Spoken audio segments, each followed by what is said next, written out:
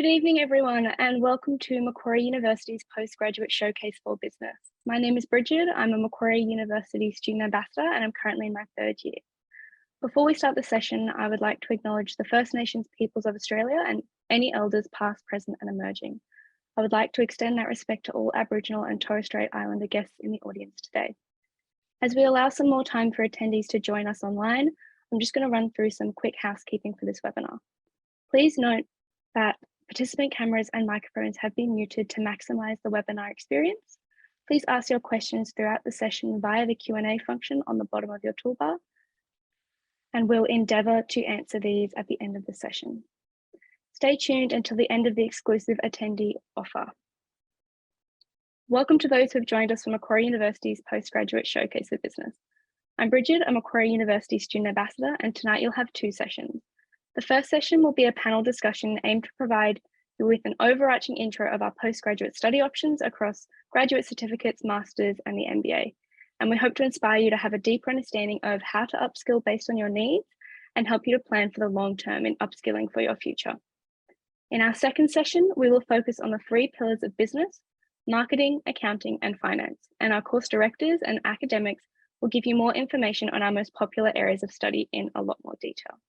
At the end of each session, you'll have your chance to ask our guest speakers your burning question.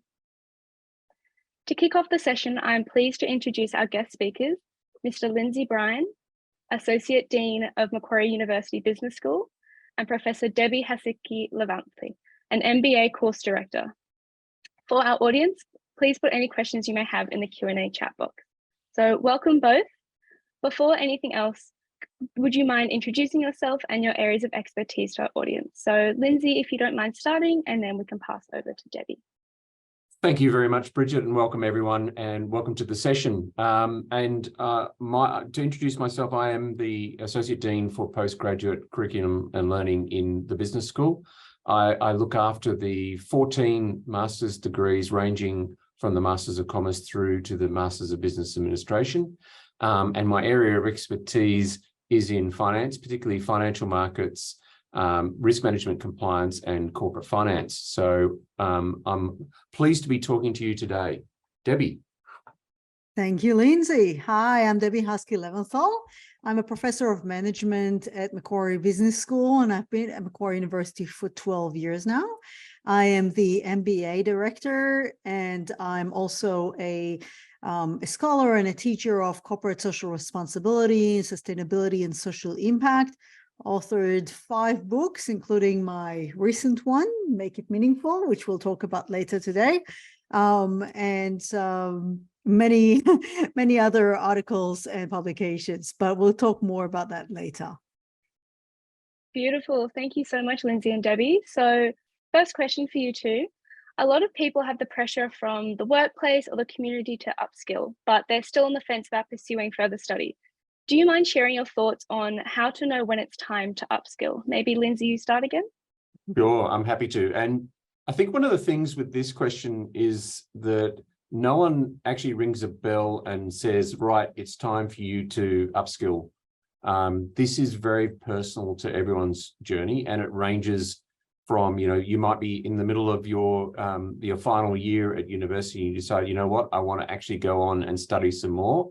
I want to get a deeper understanding and to master this topic. And that's a perfectly acceptable and expected reaction. In other cases, people may wait until they've been working for 5 or 10 years to decide that they're going to upskill. It really doesn't matter when you do it. It's just always keep in mind that you're going to have that need to upskill at some stage, and you want to be prepared for how you're going to do that. And often that pressure comes at a time when it's critical. So, a workplace might say, we really need this skill. You need to have that now. The only trouble is you probably needed to do that about 3 or 4 years ago.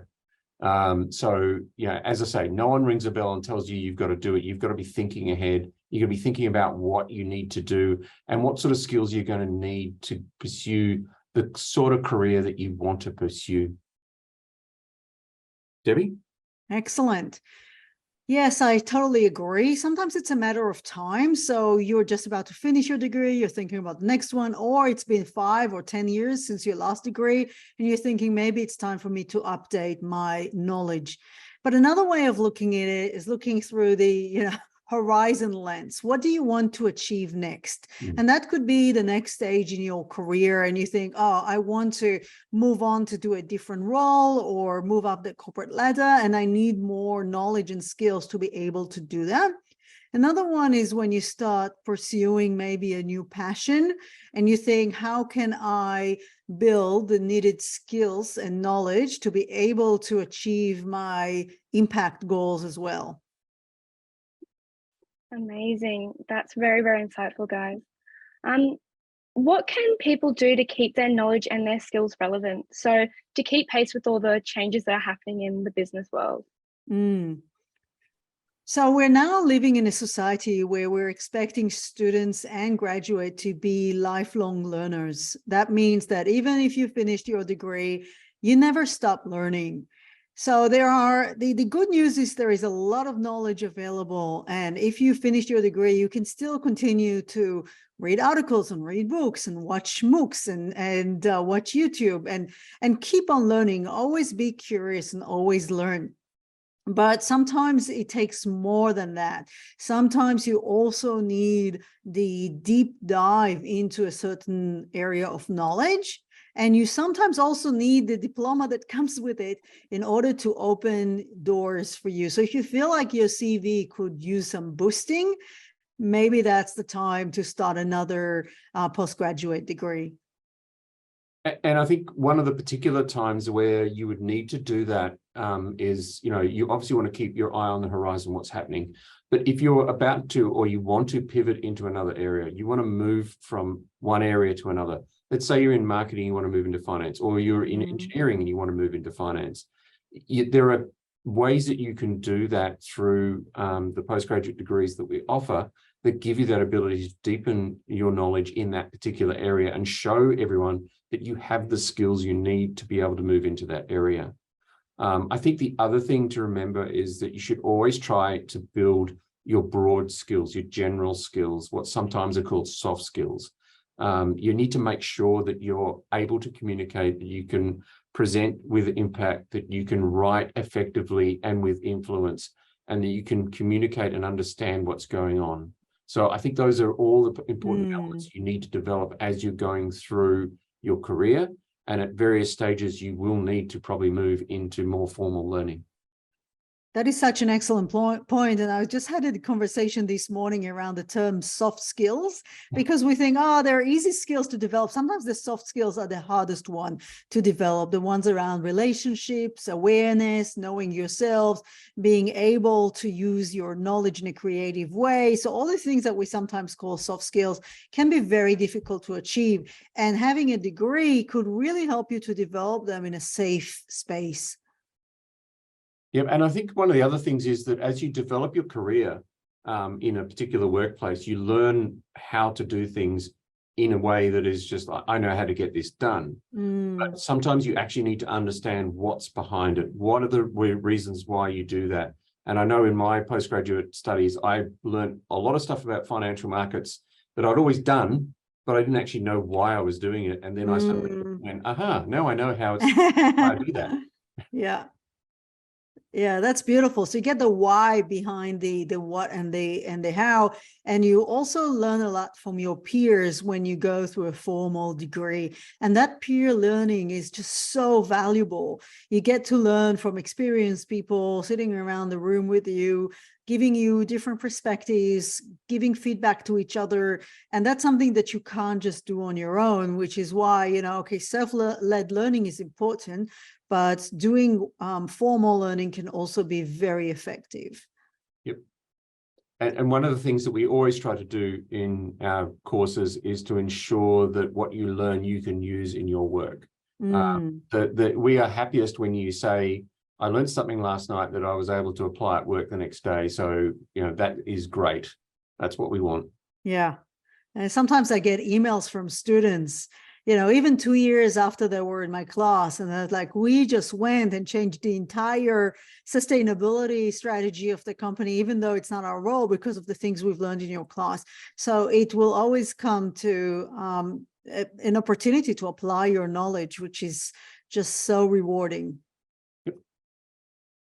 Definitely. Thank you so much, guys. That was really, really insightful. So you spoke a lot about the degrees, and it would be really helpful to get a little bit more insight on those. So what different study options are there to help people reach immediate goals, short-term goals, long-term goals? Can you provide us with a bit of information about that? Yeah, sure. And look, I think one of the things is there are many options available to you. In the past, we probably would have said, you know, if you are completing your bachelor's degree and you want to move into doing a master's, there's a set of degrees that enable you to do that. Or if you have work experience and you want to come back and do some more study, there are a bunch of degrees, which Debbie knows very well, and in the Master of Applied Finance too, that are able to do that. And there was this sort of digital dichotomy, as in, you know, there was one or the other, nothing in between. And what we're trying to do now is to fill the spaces in between so that people can actually build their knowledge as they go, but enable them to actually use the things that they're doing in that interim period when they come to study later. So for instance, you know, there's a range of degrees. I've mentioned the Master of Commerce, but there's also specialist degrees. So in business analytics, accounting and professional accounting, marketing, actuarial science, you know, banking and finance, applied economics. There's a lot of courses that people can do that are deepening their knowledge in particular skills areas, in specialist skills areas. The Master of Commerce is different because it is actually more of a general degree, and it's a way to sort of elevate you to being a manager of a business. But it's not at the same level, perhaps, as the MBA is, which you would do later. And then, you know, you've got the Master of Applied Finance, the Global Masters of Business Administration, and the Master of Business Administration, that are the really for experienced people to really deepen their knowledge. But between there's a whole range of things that you can do. There's short courses that are open to everyone. There's specific courses that are done with companies or associations to help their members to get some accreditation with them, and also to build their study and give them some skills about studying that they can use later when they come to do a degree. And we also now have a range of online graduate certificates, which really incorporate some of the elements of some of those master's degrees, but they give people the opportunity to study in a way that works in with their work. So, you know, it doesn't require them to come to uni and be there during the day. They can do things in their own time.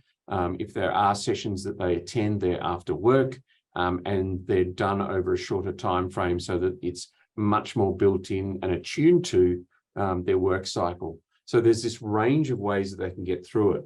And even when it comes to doing a master's, in many cases, there are graduate certificates, graduate diplomas that enable you to do things in stages. So you can start with a shorter course and then later develop that into the longer course. So there's quite a range of options available to you. And then there's also the extracurricular activities that help to develop those skills, develop your networking, give you information, and keep you up to date with what's going on. So there's a broad range of things that we offer, right through from, you know, the courses that start when you finish your bachelor's degree to the ones that you would do when you are very experienced and you want to deepen your knowledge. That's really great. I don't have a lot to add to that. I will just say that the graduate certificate's a great way. Maybe it's been a while since you studied, or you're not sure if you want to commit to the whole degree. You just take 4 units, for example, see how you go, see how well you can do as a student. And then if you think, okay, this is great, now I want to do the full degree, you can just move from there to do the master's degree that you're interested at. So it's a great segue for a full degree if you're not completely sure that that's what you want to study and you don't want to commit just yet. Definitely. Now, you sort of already did this in the answer to the previous question, but can you provide us with like an overarching blueprint of the different postgraduate offerings at Macquarie Business School, and potentially difference between why you would pick one over another or where they would lead you?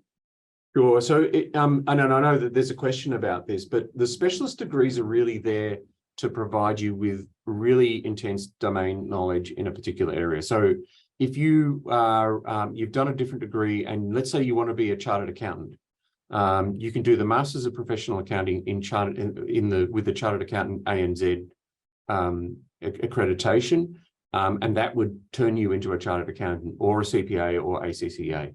So they are specific things that are there to enable people to become professional accountants. If you wanted to do business analytics, then again, you can do a master's degree, which will give you very deep knowledge of all the things around business analytics, and helps you to get into the detail and the nitty-gritty of that. Equally for banking and finance, the same thing. You will get that deep knowledge of banking and finance and particular financial aspects, gives you the ability to specialize in particular areas. And then if you are looking to be more of a in general management or management of a business, then the Masters of Commerce gives you that broad aspect and gives you the ability to be very knowledgeable in a particular area without having the full deep knowledge that the specialist degrees give you. And then if you are experienced and you want to make a career change or a pivot, then you've got the choice of the grad certs, but also Masters of Business Administration and Master of Applied Finance, and indeed the online Global Master of Business Administration.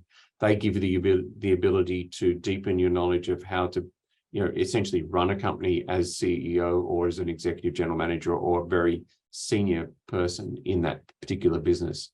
So there's a broad range of activities you can do, and it really depends on the situation that you're in and which one you need to do. So if I could just expand a little bit more about my baby, the MBA is a great program to take if you are experienced, if you had at least 3 years of managerial experience. So it could be a while since your first degree or last degree. And the good thing is you're sitting in a room with very experienced managers and leaders who are, like you, want to maybe lead an organization or become a senior manager. But they could also be for people who want to start their own business and they want to learn how to do that, or people who want to go into consultancy. So all of these would make an MBA very efficient in your career development. And that's something that you could look into that. And we cater specifically for people from managerial background and for working people. So that means a lot of the classes are either in the evening or intensive mode over 2 weekends. So we really try to cater for people who want to combine a degree with their work, so you don't have to stop working while you take such a degree. Yep. Amazing. Thank you so much, guys. So a special one just for you, Debbie. Upskilling is not just a professional decision. It does always come down to personal objectives and individual circumstances. So I know that you actually, and you said earlier, you've actually written a book about finding purpose and meaningfulness in work and also life. So could you share with us how we could leverage purpose-driven upskilling to help us create a meaningful path to our career and our life goals? Absolutely. So meaningfulness is about feeling that my life and my work matter, that what I do is important, it's significant, it helps to shape the world and make a difference in other people's lives. And so to be able to do that, we need to find our purpose. And that sounds like such a big task. How do we start finding our purpose? So what I detail in the book is a very simple model to help people start. And you will see how it goes back to the skills and upskilling that we just spoke about. So it's called the TIP model, TIP for talent, impact, and passion. And by talent, I mean all the skills and knowledge and background and experience and networks that you have that you bring with you to your work. So it doesn't mean that you have to play the piano like Vladimir Ashkenazi. It means that whatever it is that you bring into this. The second one is passion. And a lot of young people are like, I don't know what my passion is. How do you find your passion? And to simplify it, it doesn't have to be like this amazing big thing, but it could be anything that you care about or that you find joy in, or even something that upsets you and you want to change. So human rights, women's rights, gender equality, LGBTQIA+ rights, animal rights, anything in the world where you feel I need to help contribute towards that, climate action, activism, social activism, and so on. So whatever it is that you care about, you then use your talent and your passion to create a positive impact by thinking, how can I leverage these two to make a difference in the world around me? And that could be a small thing. As my good friend Manal Sharif says, the rain starts with one drop. So we just have to start somewhere. Greta Thunberg started a whole global movement by just taking a sign and sitting down in next to the Swedish parliament. It doesn't have to start big. But what I want to say, sometimes you know what skills you have, and then you tie them to your passion and your impact. But sometimes you can reverse the model. You think, what kind of impact I want to create? And then what kind of skills do I need to enable me to do that? And then you go backwards and say, okay, if these are the skills that I want to develop in order to create a positive impact, what do I need to study? And therefore, that's where you go and you think, okay, now that I can focus on a master's degree and really upskill, what can I do to feed my why, my purpose, and my impact? Yep. Definitely, thank you. So as we mentioned before, and you both sort of touched on, there are many different study options that you can choose from. What advice would you give to someone who's trying to pick between these options and find the best option that suits them? Well, I think one of the things is to always consider what else you're doing outside of study. If you are working, then to do a full-time degree is going to be very, very hard. I know people do it. I actually don't understand how they do. I have interviewed a lot of people who have told me they worked full-time and studied full-time in their undergraduate degree, and I just look at them and go, I don't know how you did that. I struggle doing part-time masters. So, I think you've got to bear in mind, what are your capacities and what are the other things that are taking your time. There is part-time, there's full-time, there's leave of absence, there's ways to stretch out if you need to. There's always ways to accommodate your needs, and you never want to feel that you're trapped into a particular mode of study, because you can always change it. You just got to talk to people. But I really think, for a working person, part-time is the best way to do it. Every unit itself is around about 150 hours of work. Could be contact hours, assignments, study that you do on your own. So if you do more than one unit in a term or a session, that's 300 hours over that period. So make sure you can actually dedicate that time to it. But I also think that it's important to keep the momentum going, because you want to do something, you want to actually take time to understand what's going on, to fully appreciate and get into it, so that you get the benefit out of your degree. It's not enough to just sit there and to just absorb material. That's not going to happen in postgraduate, because we're talking about mastery. You have to master this stuff. You have to master these subjects. And so you will be doing a lot of work to understand it. So make sure you can actually commit the time to deeply connect with the material, and to then actually concentrate on what it's going to do for you, what it can do, how you can apply that to something in business. Yeah, that's really good. I would actually suggest that people who want to do a master's degree to sit down with, okay, I'm old school, piece of paper, and just write down, like, why do I want to study? What do I want to get out of it? Then what do I want to study? Do I want to focus on finance, applied finance, business administration, commerce? What do I want to study? Then the next question is, how do I want to study that? Do I want to do it online? Do I want to do it part-time or full-time? And last, when do I want to do that? And start planning ahead and be prepared. You need to actually get ready to study again, especially if it's been a while since you've studied last. And you start by just preparing your brain towards that. Start reading business books, start listening to more lectures online. If you haven't done it for a really long time and you've only focused on work, it's really good to awaken the brain again and start getting ready to do that, to writing down long essays and so on. It's valuable exercise to do towards the decision of what you want to learn and how and when. Definitely. Thank you so much, you two. So your insight has been absolutely incredible. So I think we're now going to open up for the Q&A session. So thank you to everyone who's already put a question in the Q&A box, and please do keep them coming. But I'll just start to direct these questions at you guys, and if you guys can give your professional advice, that would be amazing. So the first one is, how are we able to build soft skills via a degree study? So going back a little bit, I thought most of them were about business theory and hard skills. Look, it's often a perception that if you come to a university, you're just going to get theory, and we work very hard to make sure that that's not the case. So you will develop your general skills, as I prefer to call them, over the period of your master's journey, because you will be working with people in groups. You will be working on materials which are, real life case studies. You will be presenting, reports and making presentations and recording your own presentations and providing them. These are things that you would do in work, and students often complain that I hate group work because there's always someone who doesn't work hard enough. And it's like, well, if you're going to work in a business, I can guarantee you are going to be working on projects as a team, so you really need to get across that skill.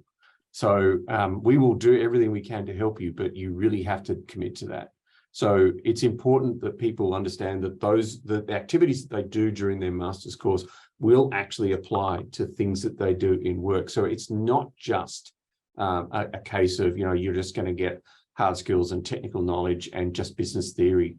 And, anyone who's done a capstone unit will tell you that it's intensive, and it's not related direct, it's not a case of you're going to acquire lots of general, technical knowledge. You're actually going to be applying what you've learned and making those presentations, having those discussions, and really applying things to real world applications.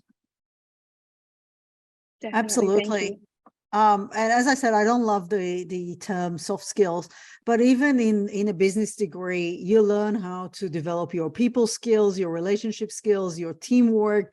There are units that we teach you, like managing people. So you learn what, the soft skills, you learn them in class, and then you get to practice them throughout your entire degree. So it's not like you're going to come to class and only learn theory and frameworks and hard skills and finance and how to calculate a budget. So you have to really think about how you do that in your degree, and what do you bring into these degrees to help you develop that. And also, some of these degrees are now working on self-development too.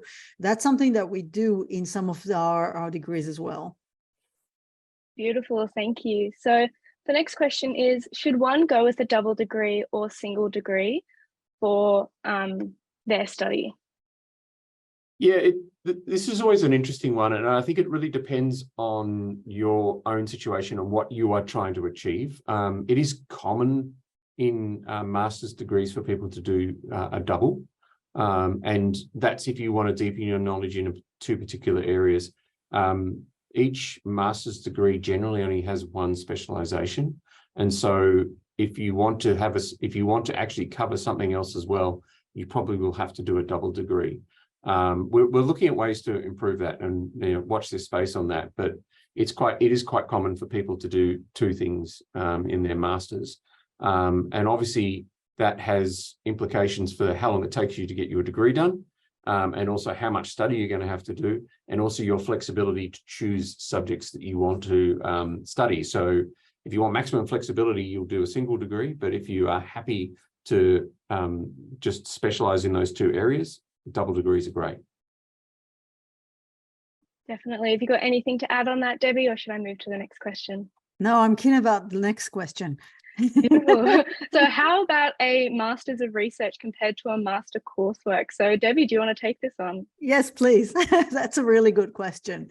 So a Masters of Research would enable you to dive deeply into one topic that you're very passionate about and conduct academic research on this topic. So it doesn't replace, for example, a full master's degree, but it can help you to do your own work, read the literature, and conduct research on that.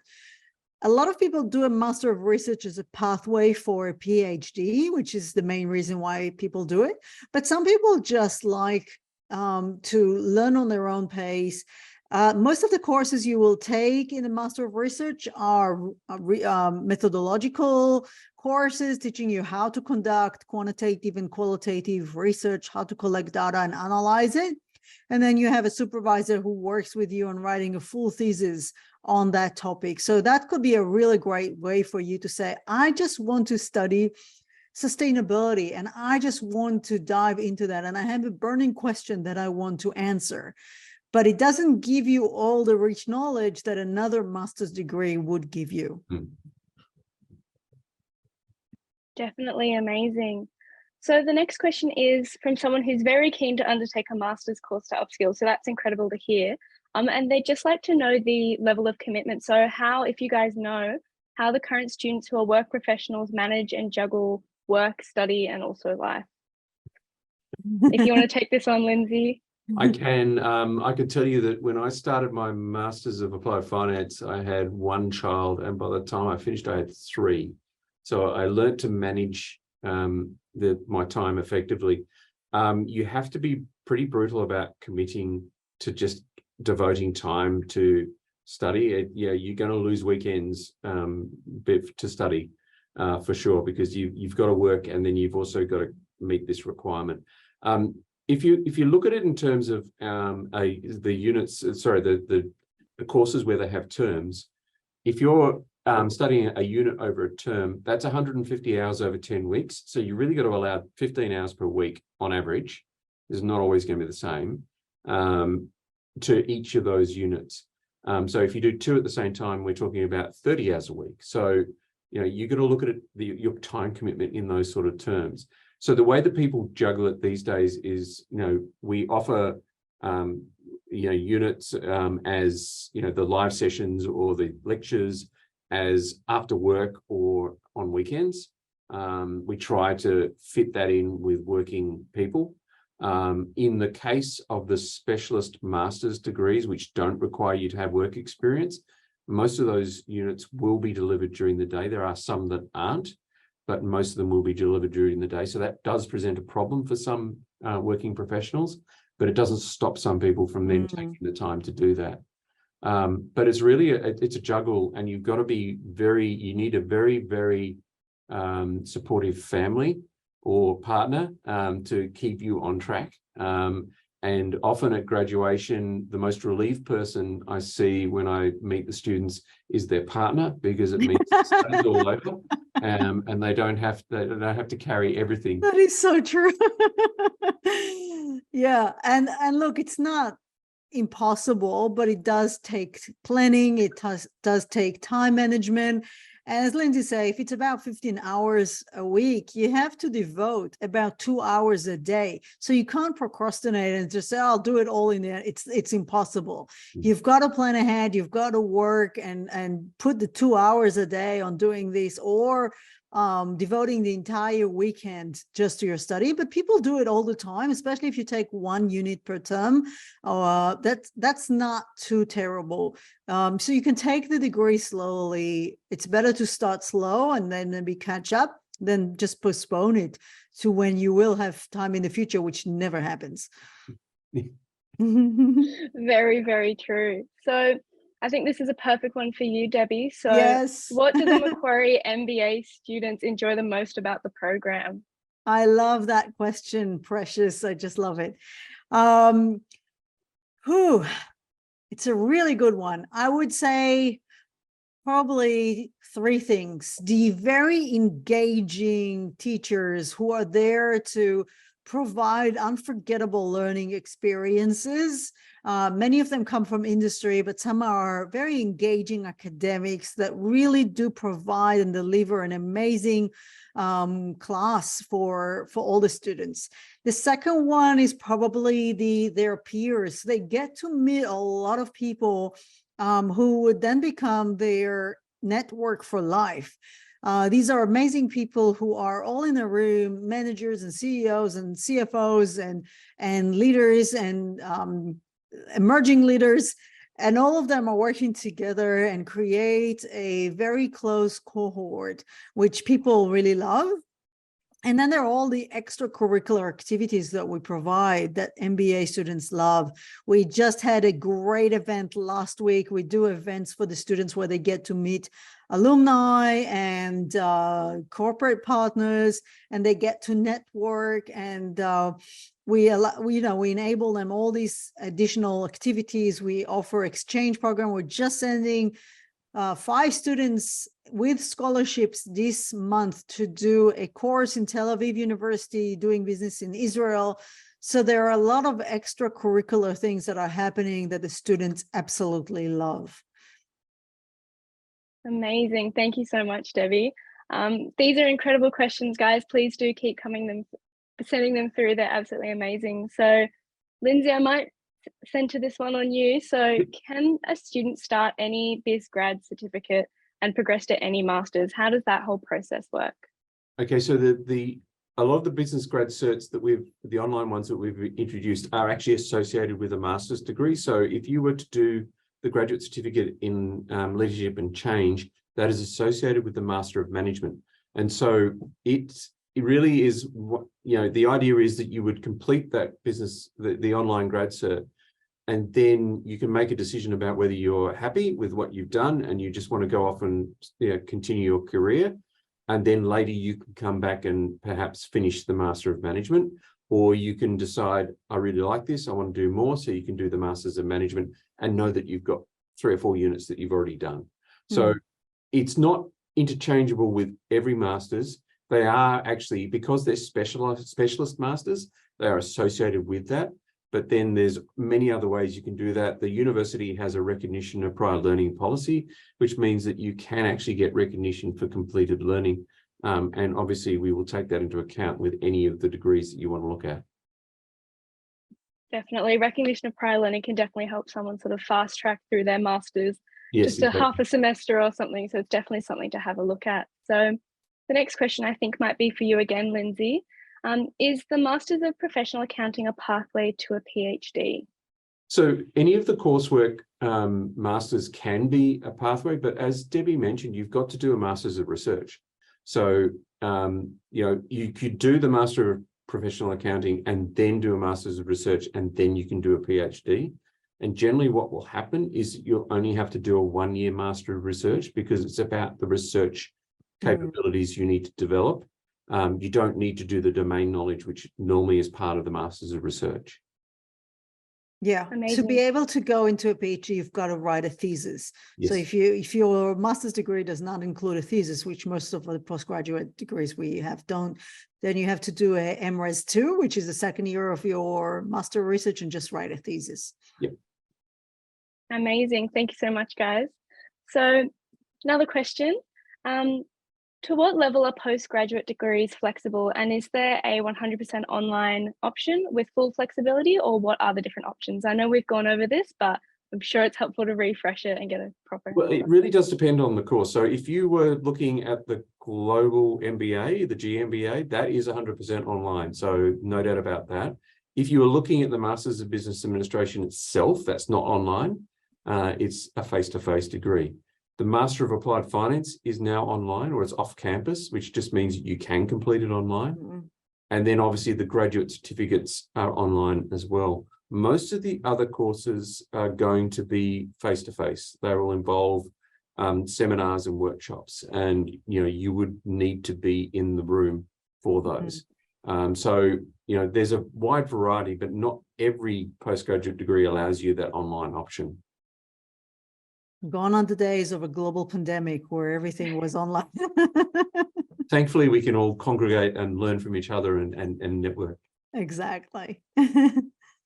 Exactly right. So another question. So I might phrase this one to you, Debbie. So is it difficult to do a double degree along with a part-time job? I know we've spoken about the time commitments, but what would be your personal perspective on that one?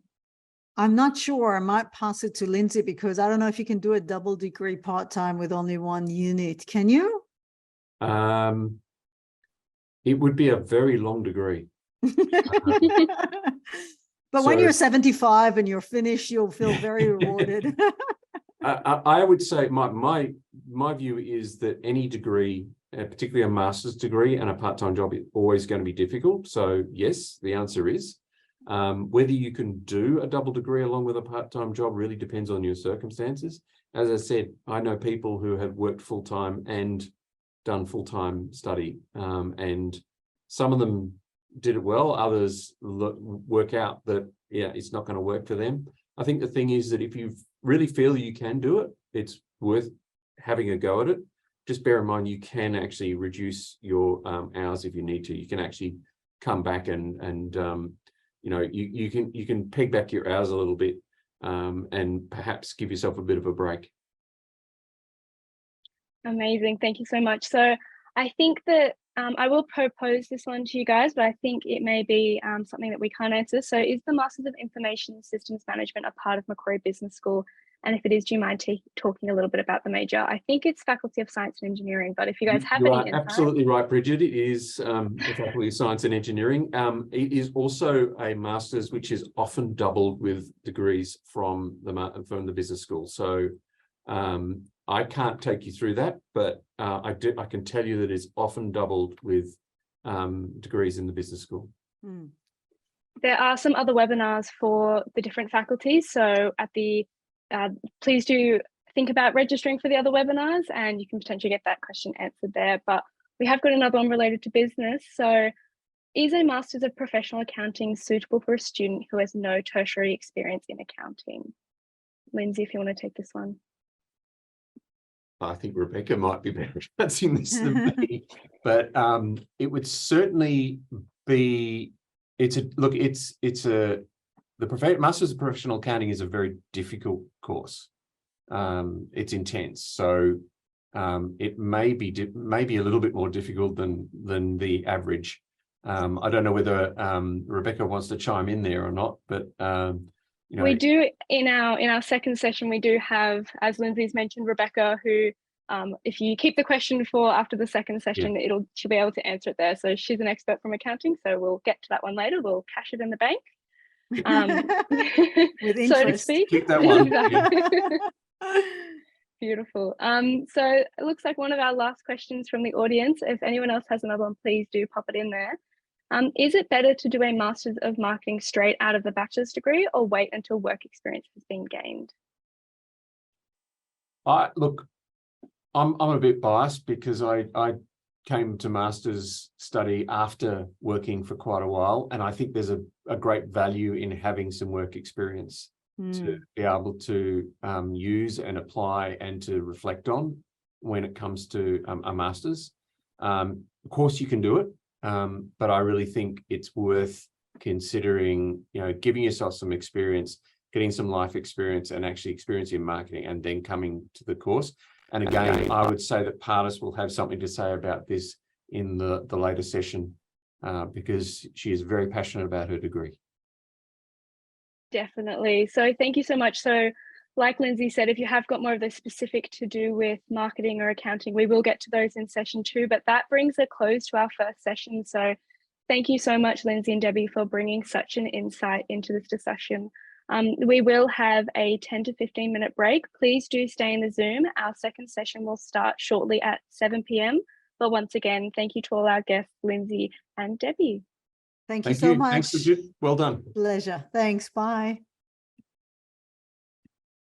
Welcome everyone to our second session for the 3 pillars of business: marketing, accounting, and finance. We really appreciate you staying on. I will just point out that we had a few questions from our last session that were a little bit more specific to this second session. We are going to have the academics and course directors answer those in the Q&A session after we've heard from them. So please do stay on.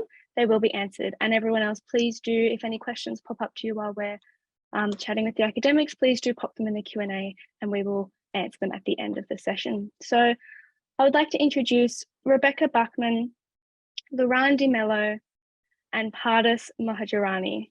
And before all else, I think it would be great if each of you could introduce yourselves, your areas of expertise to our audience. So I think let's go in order. So let's start with Rebecca, head on to Loran, and then finish with Pardis, if you guys are okay with that.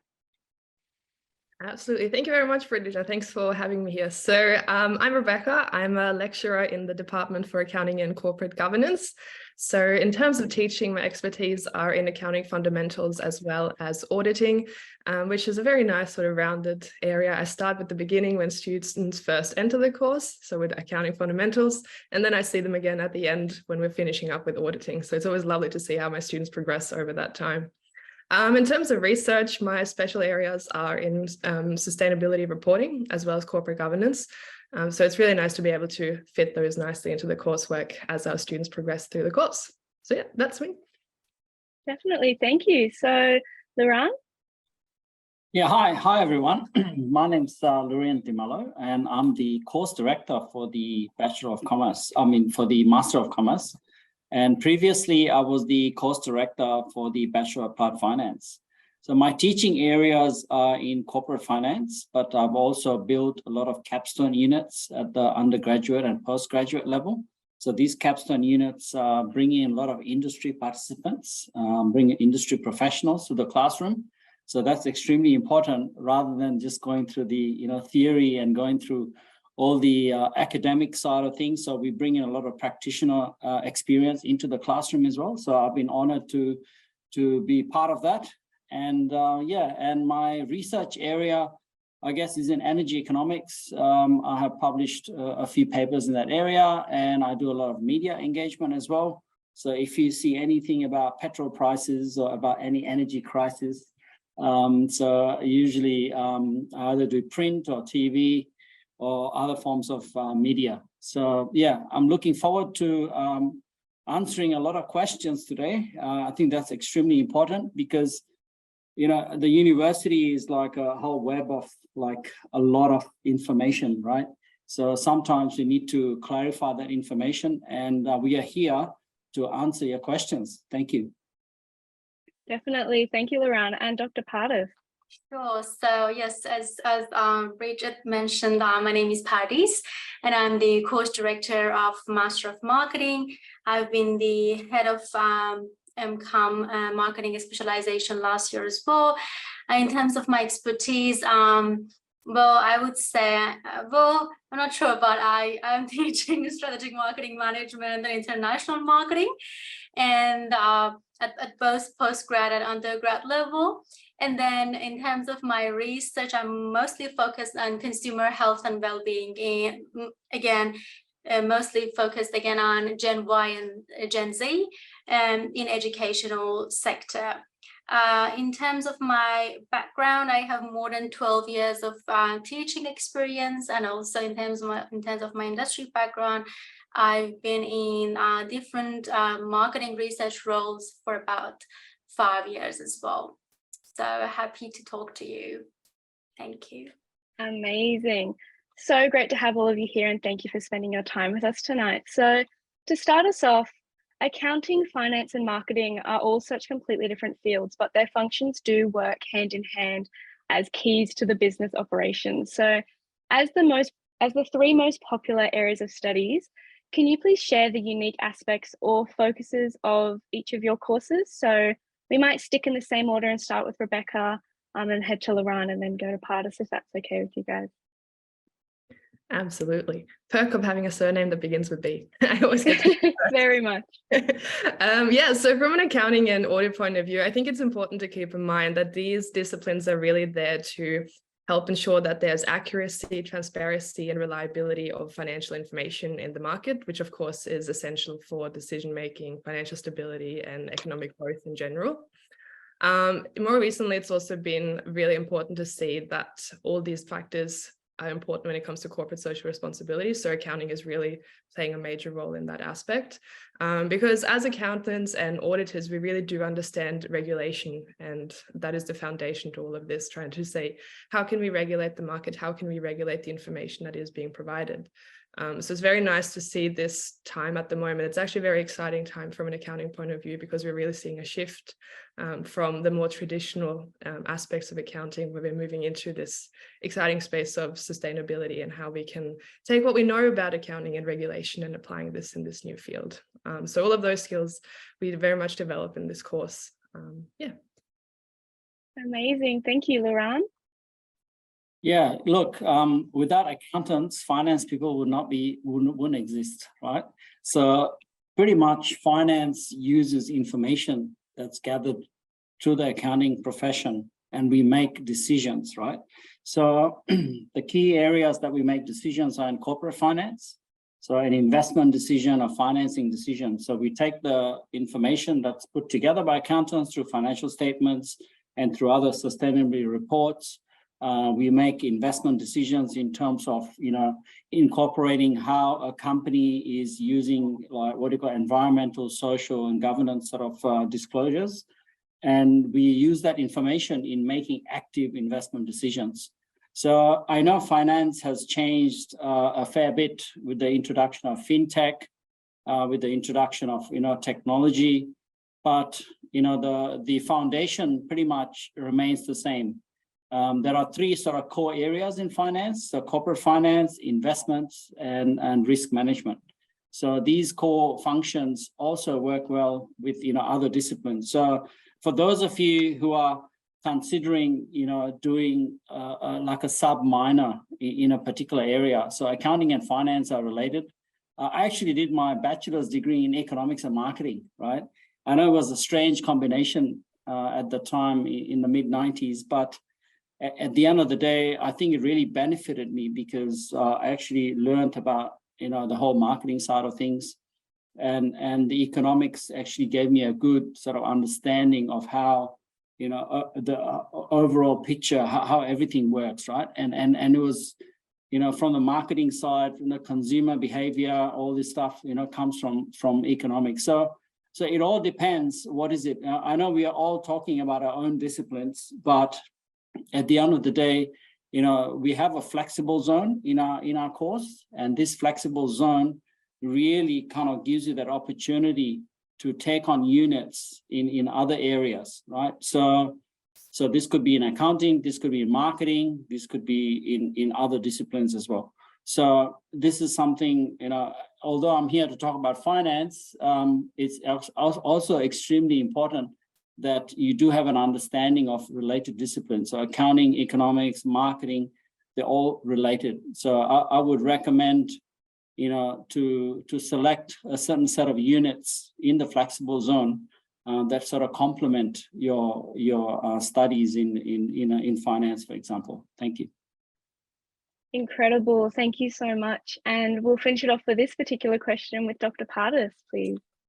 I think talking about the unique aspects of the course itself, and not just the marketing itself, I would say that, well, as most of you might know, Master of Marketing is #1 in Australia for 3 consecutive years, and also among top 25 masters in marketing in the world, according to QS World Ranking. So, well, as it sounds, me, myself, and all of my colleagues in the school has really tried hard to make that happen, and we are very proud of that. So there are other things that I would like to share with you. Our focus in Master of Marketing, as one of the unique aspects, is that we are focused on employability skills, obviously, and we try to equip you with those skills that once you go to the job market, you would be able to, apply them properly. So our courses also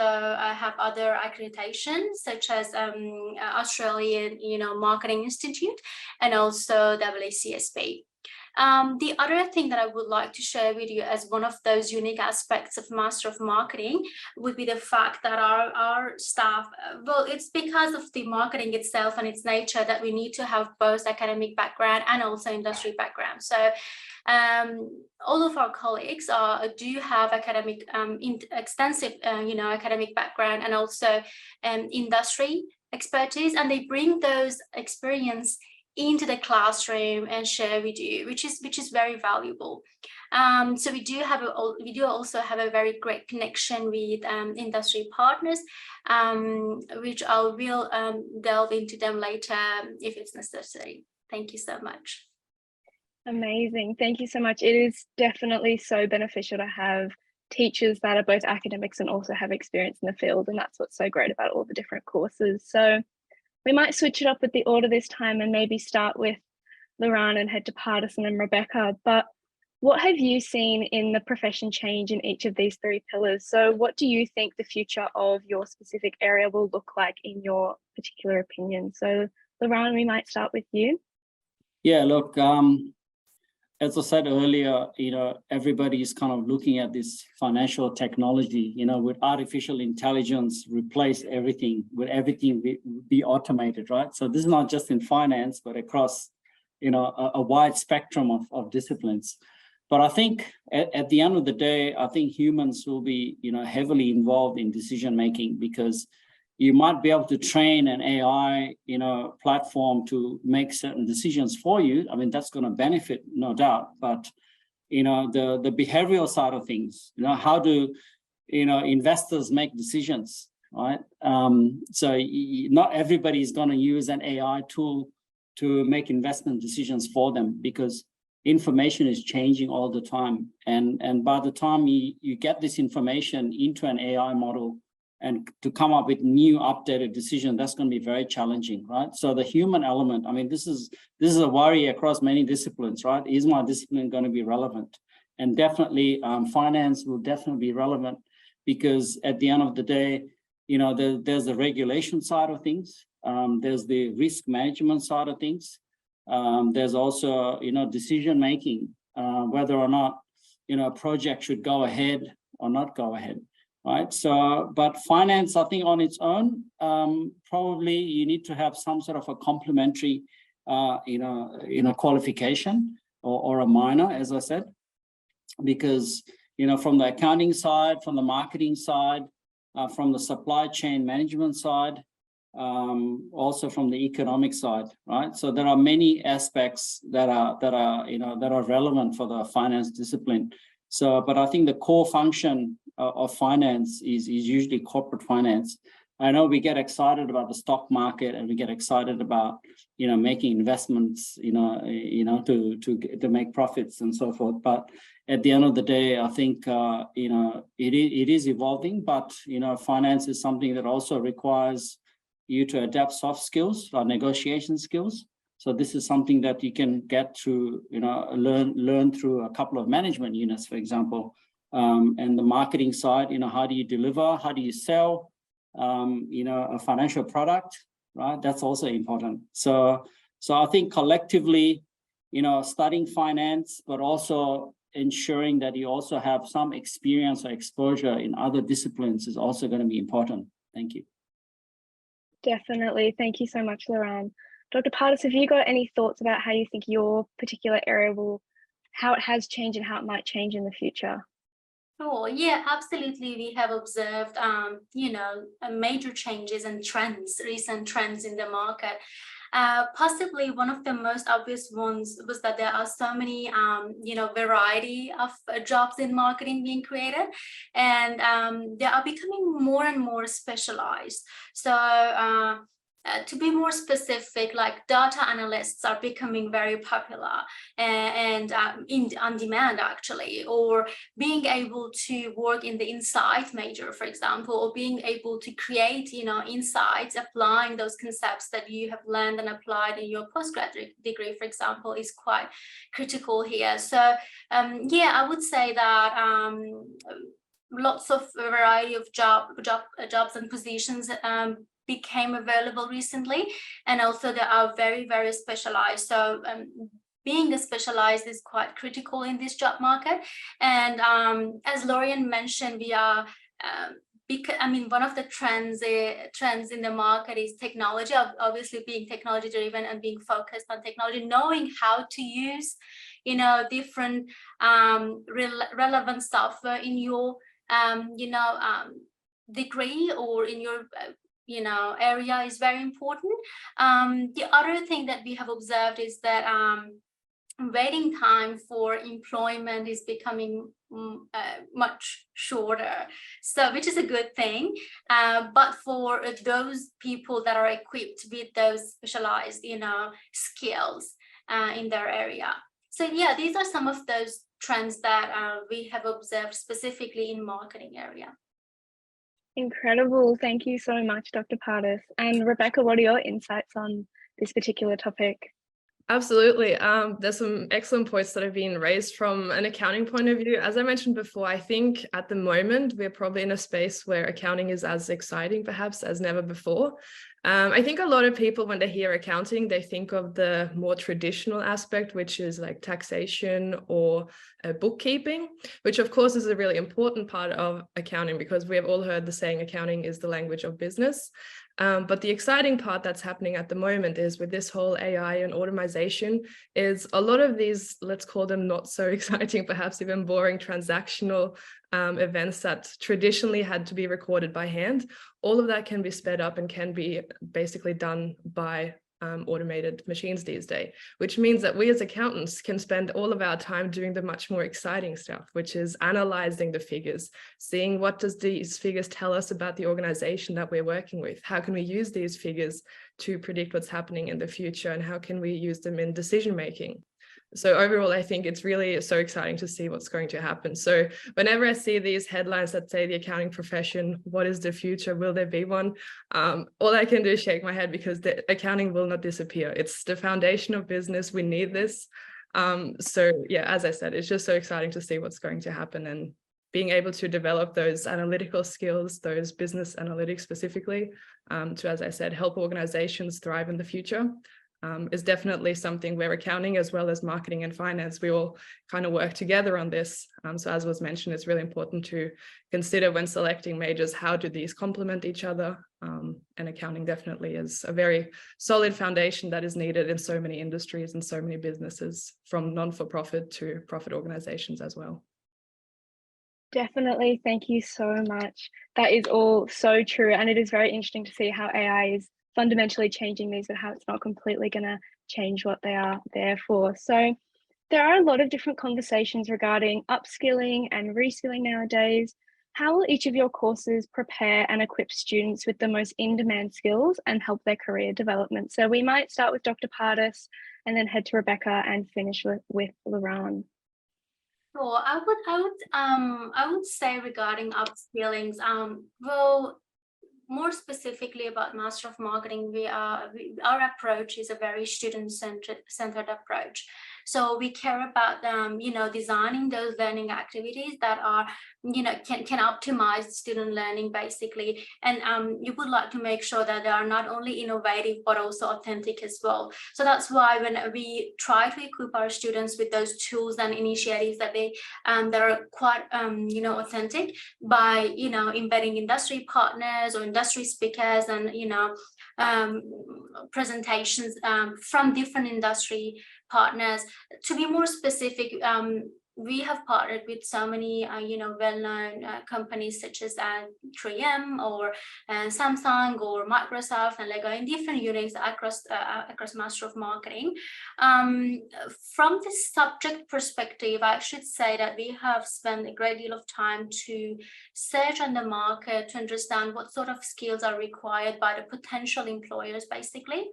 And as Lorien mentioned, in our Master of Marketing, also we have lots of electives that you can choose from. But those electives have been chosen, critically, just to make sure that could help you, gaining those skills that are required by the future employers. So that's one thing that is, done by us with regards to upskilling and also reskilling our, potential students. So the other thing that I would like to mention is the innovative teaching approaches that we have, that we try to enable our graduates to, to be able to identify the marketing opportunities and also solve the real world challenges.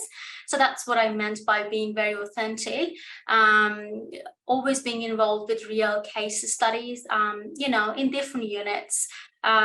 So when I'm looking at different core and elective units, I could say that at different levels we are involved with different, real case studies and scenarios and challenges. So that's one thing that I think it's worthwhile to mention here. Definitely. Thank you so much.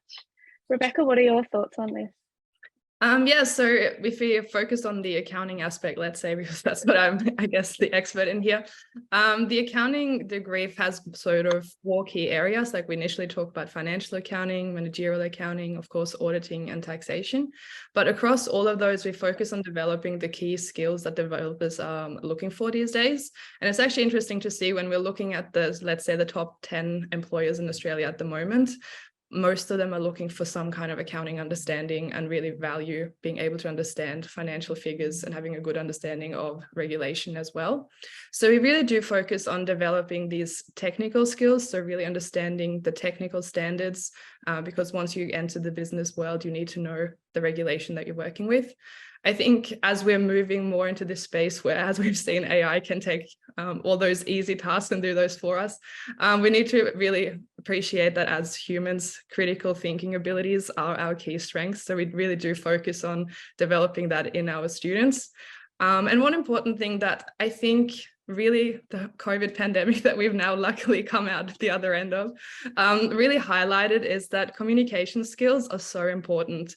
And I read an interview recently from recent employers, and they did notice that graduates that kind of came out of this COVID era, that they didn't have the same communication skills as before, because of course, sitting behind a screen and not being able to interact with students, it's kind of to be expected that perhaps wasn't developed as much. So at the moment in our degree, we're really focusing on being able to develop communication skills in our students so that when they enter the job market, they're ready to go, they're able to present those figures, develop pitches, propose how decisions should be made. And yeah, so I think that's really important.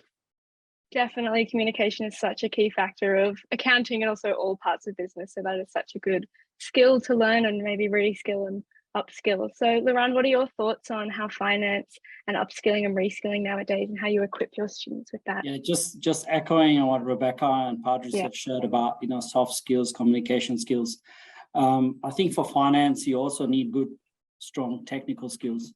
During the GFC, the global financial crisis, there was a lot of stuff on quantitative sort of mathematics and all this kind of stuff around finance. But I think for me, the key thing is data and how you access financial data, how do you analyze financial data, and how do you make interpretations from that data. So we have access to some world-leading industry databases. One example is FactSet. So some of the audience might have heard about Bloomberg. We know Michael Bloomberg, the former mayor of New York. So Bloomberg television, but Bloomberg also is a data service provider. And so we have Bloomberg in the library, but we also have a finance decision lab where we have FactSet, which is a competitor to Bloomberg. And we also have Refinitiv Icon, and we have Standard & Poor's Capital IQ. So these are the 3 packages that we have. And I think as finance candidates, I know there are some questions in the chat about the Master of Banking and Finance. We'll get onto that. But in terms of your employability, as soon as you demonstrate that you have some sort of certification, and we do have some certifications that come along with these databases, that really puts you at the forefront, because at the end of the day, it'll help you with your internships, but it'll also help you, to put your resume or your CV in front of the pile if you have these demonstrable skills. So it is important, in addition to learning the theory, particularly at a master's level, it depends whether you come from a business background or whether you don't, whether you come from some sort of other, undergraduate sort of qualification. We have the foundation zones, but we also have these core units that will help you develop your skills. And we have these additional, skills you can get by actually using these industry databases. So applied and engaged is something what finance is all about. Thank you. Amazing. So this question sort of follows on from what I think all of you briefly touched on, in that there are many different courses to choose from, and sometimes they're quite similar and interdisciplinary. How would you pick the right course for yourself? So how can a student pick the right course for themselves? So Lauren, I can see you're unmuted, so I'm going to throw it to you first. Why not? Why not?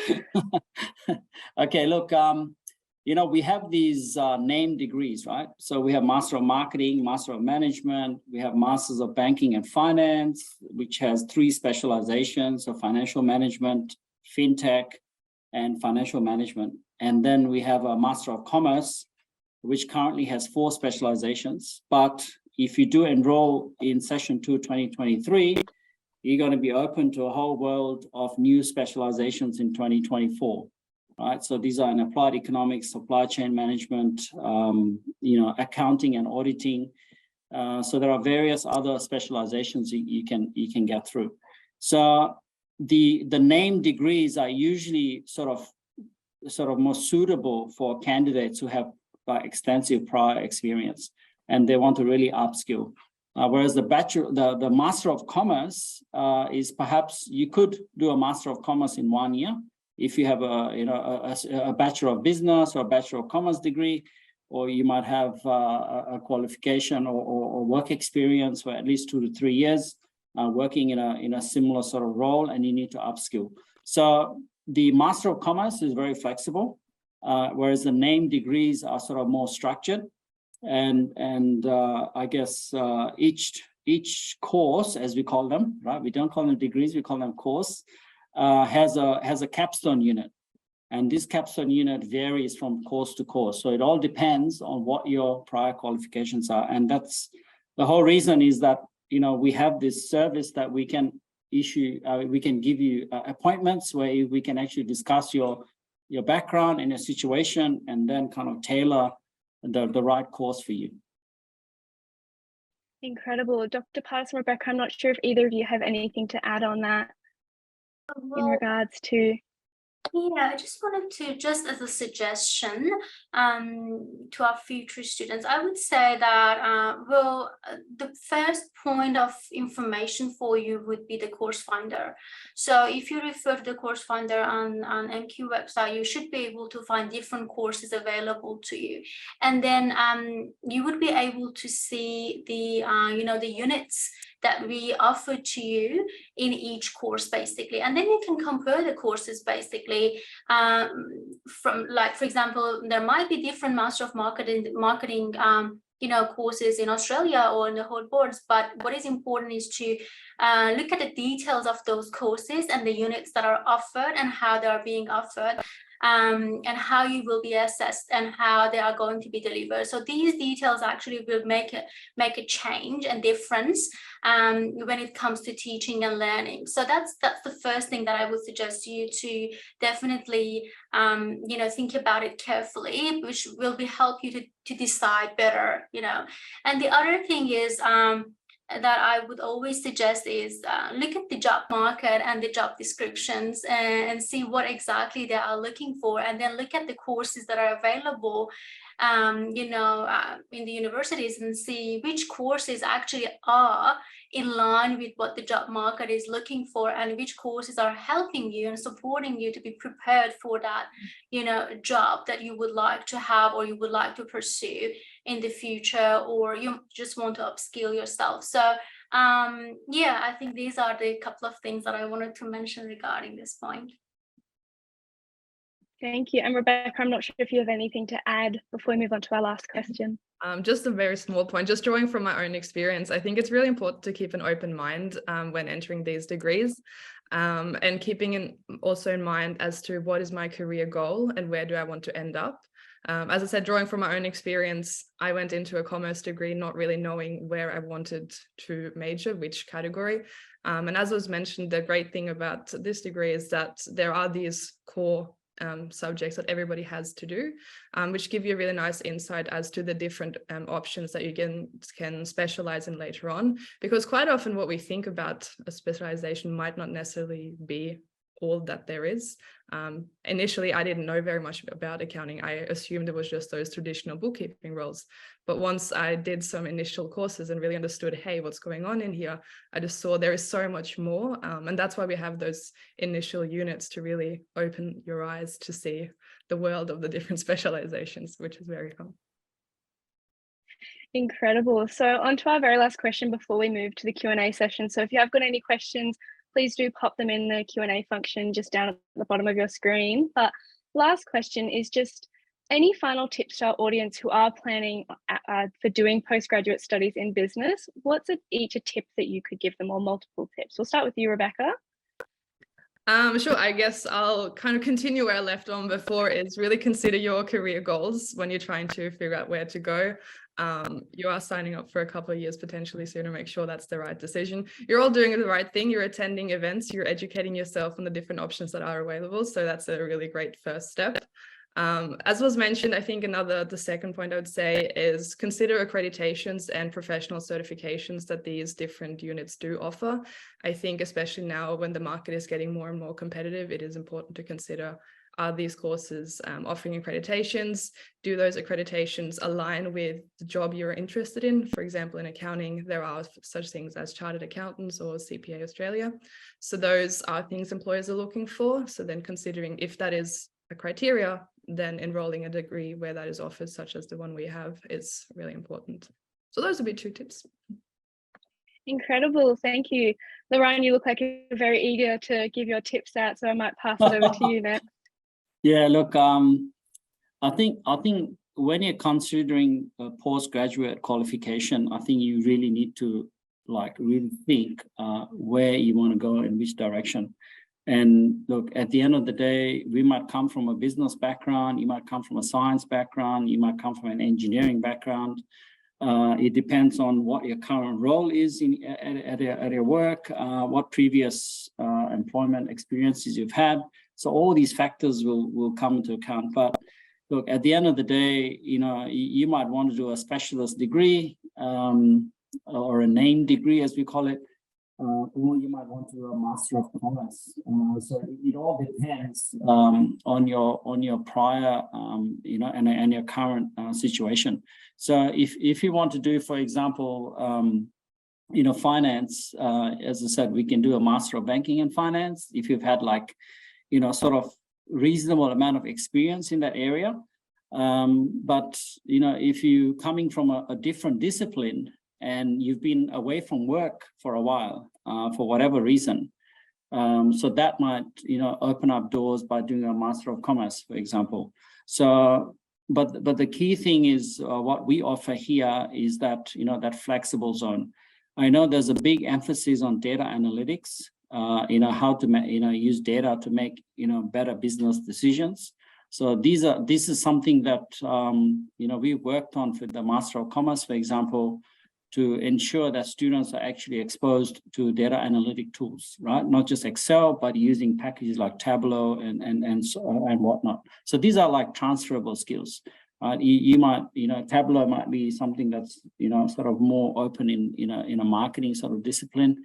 But I think, getting any insights to make better decisions, I mean, these are skills that are transferable across roles, across disciplines. So my tip would be, to reach out to us if you are confused, because the more you talk to us, the better we can help you and help you make the right decision. Thank you. Incredible. And we'll quickly finish it off with Dr. Pardis, if you've got any more tips to add to those incredible ones that we've had. Yeah, just the final point is definitely in Australia, having a specialised postgrad degree is a competitive advantage when it comes to securing a proper job, the one that you're passionate about and you like. The other thing that I would like to say is that spend some time to choose the degree that you really like and you're passionate about, and then also ask your course director, have one-on-one consultation with the course director, as Lorraine mentioned, is available to you, to get a better idea of which pathway might be more suitable for you, and then choose a degree or choose a course and a school that is more teaching focused and cares about the students and their learning a lot. That's, I guess, my final point here. Incredible tips. Thank you so much, everyone. So thank you, Rebecca, Lorraine and Pardis, for attending the second session and having such a great discussion with between each other and with me. So we're now going to open up to the Q&A session. So please, if you do have any questions, and we've got some waiting, if anything else pops up, please do pop them in. So we've got a few questions from the previous one that we held until now, because we've now got our professionals in the areas, but I can see there's a similar one that's for you, Rebecca. So we've got 2 different questions relating to whether a Masters of Professional Accounting would be suitable for a student who has no tertiary experience in accounting, or doesn't have a strong numerical background. So would that be challenging for them if they don't have any prior accounting background? Look, I think our course is designed in a way that we are very much aware that students may have been out of the university sector for a while and gaining professional experience. So we kind of initially start off with reminding, hey, this is what university life is like. In terms of from an accounting background, accounting regulations have changed a lot over the past few years. So we want to make sure that all our students are up to date on where it's at currently. So the first few subjects are really there designed to get students on top of what is the fundamental accounting principles so that we all start at the same place. So we kind of cover those basics in the beginning. And then once everyone's on the same page, we move on to more specific and more challenging areas. So to answer the question, I don't think that is a problem. We want to make sure that everyone within the first session is caught up and at the same page. Incredible. Thank you so much. So the last one that they have just from our previous session is that if someone has done a BBA from Macquarie University, can they do a Masters of Marketing? So Sorry for Dr. Pratis. yeah, absolutely. If you if you look at the intake requirements for the current ones for Master of Marketing, if you have if you have done or finished a degree in a related degree, then you can definitely apply, especially if your VAM level is above 65. So you need to satisfy 2 criteria out of those 3 that are mentioned in the handbook, and then you would be able to definitely apply. We did have so many great students, previous students from our bachelor's degree, BCom or BBA, who has applied for Master of Marketing and they have successfully finished. Actually, I have, now that I'm talking to you, I have someone in mind who is working in the Federal Association of the Dental Association right now, and she has been one of our Bachelor of Commerce students actually, but she didn't have any work experience, but she had a very high VAM level, and so she was satisfying 2 out of 3 criteria for the intake requirements, and we've been really honored to have her. So she has successfully finished, and now she has secured a very good job as well in the market. Yeah, absolutely. That's incredible. Thank you so much. So moving on to our questions that we have in the Q&A box. So another one for you, Rebecca. What is the difference between a Masters of Accounting and Masters of Professional Accounting for someone who studied professional accounting as a degree? Excellent question, and we do get that question quite a lot. So I'm glad it's come up here as well. So I guess the key difference is the later year in the degree. So initially, both of them focus on sort of the same core units, but then once you choose your specialization, that's when they become different. So in the Master of Professional Accounting, as the name suggests, we're partnering with professional bodies to make sure that when you're finishing your degree, you're also receiving that accreditation and a certificate from a professional body such as CA or CPA. Whereas in the Master of Accounting, you don't get that certificate at the end, but the degree is designed so that you have the same skills and afterwards can choose to receive that qualification once you leave university. So I guess to summarize, the key aspect is for the Master of Professional Accounting, the qualification with CPA or CA, for example, are incorporated directly, so we partner with them. Whereas for the Master of Accounting, the degree is certified by them, so you get very similar skills, but you don't get the piece of paper that qualifies you directly, and you would have to attach that in your own time afterwards. Incredible. Thank you so much. So our next question, I'm going to direct to Lurian here. What study would you recommend for someone who is re-entering the workforce after a 10-year career break and looking to upskill?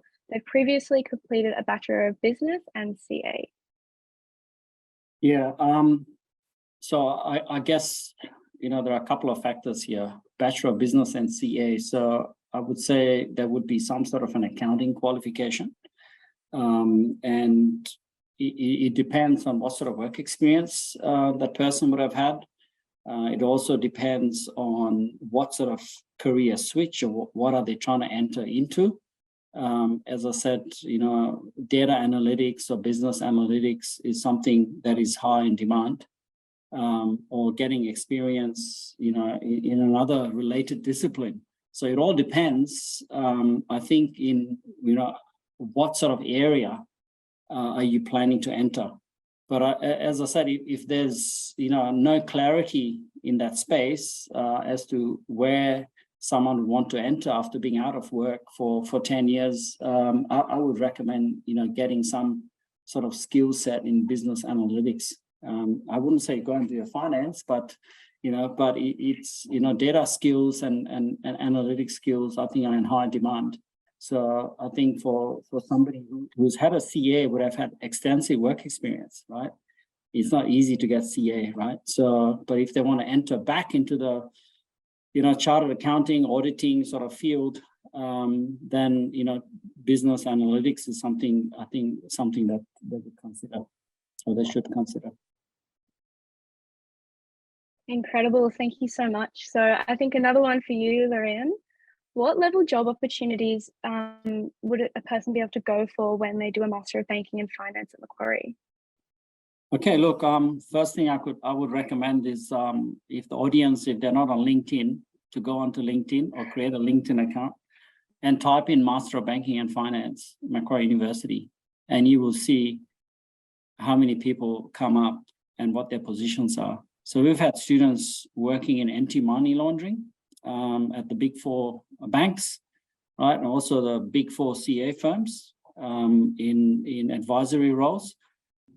So look, the best evidence of that is I think getting the alumni sort of list. So and I have at least 10 students I can think of who are on LinkedIn who have got really prominent roles, right? At as I said, at the CA firms, but they've also got roles at boutique level firms to global international banks like Deutsche Bank. I have one student who got into Columbia University as well, doing some sort of other discipline because of their, because of the Master of Banking and Finance. So job opportunities, you cannot really pinpoint exactly that it's going to be opportunity in this area, but the diversity of that degree, given that it gives you the options to specialize in 3 different areas, it just opens up doors. And because we have a capstone unit, that has a whole range of topics, right? Because traditionally finance is known like as if you're going to have a career in investment banking, but finance is much bigger and broader than that. So, we do expose our students to a whole range of topics and a whole range of different areas that opens up doors. So, yeah, I mean, in terms of jobs, it's best, as I said, if to jump on the LinkedIn and have a look for yourself. That would be my advice. Incredible. Definitely a good idea. LinkedIn is absolutely incredible here. Just another question that we've got, and I think this one might be for you as well again. Can you shed some light on how these degrees would help us if they're interested in a career in private equity or venture capital? Yeah, look, we do have one guest speaker from Macquarie Bank or Macquarie Capital, which pretty much Macquarie Capital invests Macquarie Bank's what we call off-balance sheet items. You want to get technical. So look, venture capital is a big space, particularly in the finance and banking sort of fintech sort of area. But nobody really starts off, I think, purely in a venture capital space, right? If you want to start up your own venture, we have the entrepreneurship units that someone could do. But to work in that area, I think requires good, strong technical skills, being proficient in Excel, as I said, being proficient in gathering data, because, that private equity, all that kind of space, goes into the whole mergers and acquisition space as well. Case studies like Virgin Australia, right? How did Virgin Australia come out of bankruptcy? Who bought them out? So S&P Capital IQ, I tried to make this package available to students because it's a very expensive package, and we pay a lot of money to have these industry-leading packages. So that has all these cases around private equity and what the latest VC deals are taking place.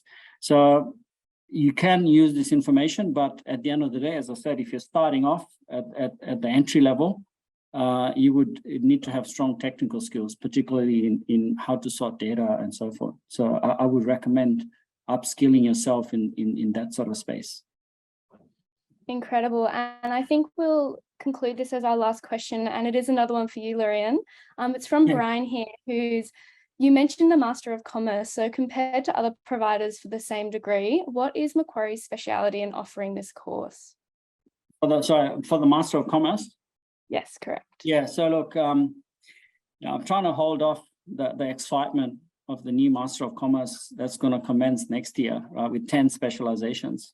But if you're coming from a non-business commerce sort of background, you can enroll in session 2 2023 and do the foundation units.